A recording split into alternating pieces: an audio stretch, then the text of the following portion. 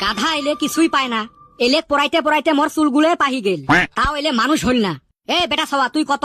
Sir কি coin? মোক পড়াশোনা করবে দে আগত। পড়াশোনা করেনে নাই তাতে কবের কোন? এ সুসে মুখ বন্ধ রাখ। তুই ক লোহা পানিত ডুবে, কিন্তু লোহার বানানি জাহাজ কেন পানিত ডুবে না?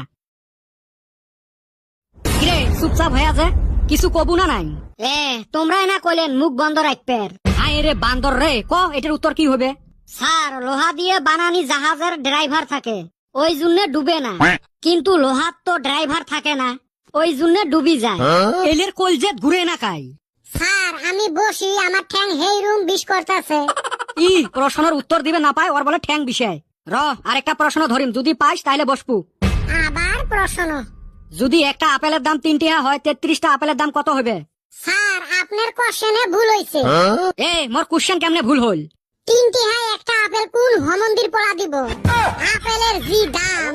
উত্তর দিবে না পাইস, আর তোর মুখের ভাষা দুনিয়ার খারাপ না? আমার মুখের ভাষা খারাপ কোন হালির বাচ্চা কইছে? গাইলটা কি মুখে পারিল নাকি?